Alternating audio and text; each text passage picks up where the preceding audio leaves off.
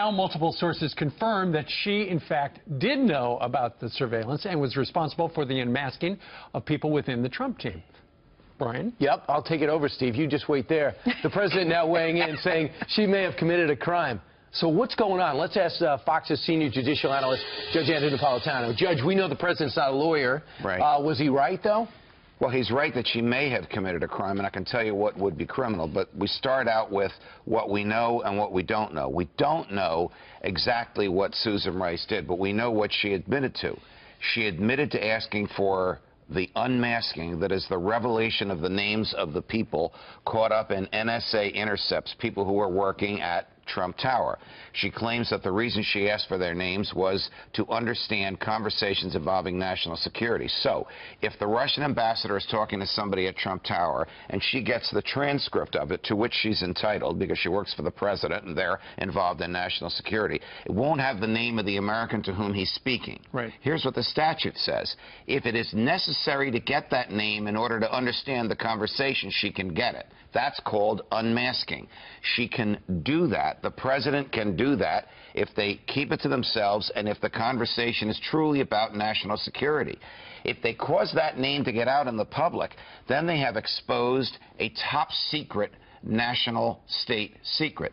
That's the same crime that Hillary Clinton probably committed when she put top secret information on a non-secure email server. Well, on the other hand, if Susan Rice, and this is what the president is concerned about, and we don't know if she did this yet, I think an investigation will reveal whether or not she did, unmasked names and conversations that were not national security related. Like, let's just say, Paul Manafort and candidate Trump discussing on the telephone or even in person his speech at the Republican National Convention in Cleveland. If she got that and unmasked that, that's a felony. Well, that is the use of American intelligence for political purposes. There's a Republican congressman familiar with what some of the documents have said that it's like a private investigator file. Shows what the person is doing from morning until night.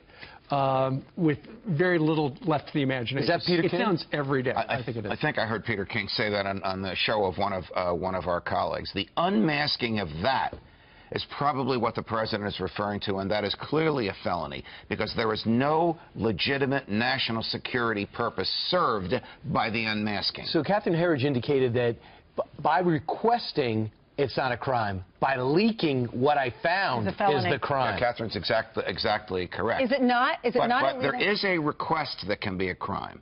If she knows that the conversation is not about national security and she gets the unmasking, she's just going to say, I thought it was about, I'm just checking to see if it is about national security. Well, the FBI will be able to confirm whether or not that I'm just checking is rational. Remember, she's not an investigator. She's not an FBI agent. She's not in the business of investigating what's going on. Is it not a crime to lie? Because 2 weeks ago she said, I didn't unmask. Then she comes out and says, I had to unmask because I needed to know the context of this investigation. It is a crime to lie if she's under oath or if she's testifying to Congress. Should she testify under oath? Because you've got Senator Cornyn who wants her to testify under oath and many other congressmen. You also have Rand Paul who says she should be subpoenaed. I'm smiling because do you want me to wear my judge hat or my defense counsel hat or my she's trying to undermine the Trump administration hat? Of course these congressional committees should call her to testify. If she's my client, I'm going to tell her not to say a peep because she's in jeopardy of being prosecuted for a felony. It's interesting because it sounds like it wasn't the first time the Obama team had surveilled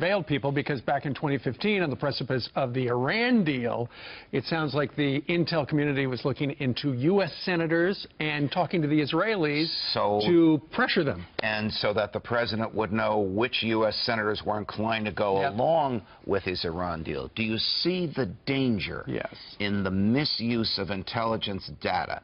How troubles come about and rights are violated when too much private information is in the hands of the government. And to your defense, we were on the air together, and you said the Patriot Act worried you because of that. You said you're worried about where it could go. And now this has come to fruition. All right. Judge, thank you very much. Pleasure, guys.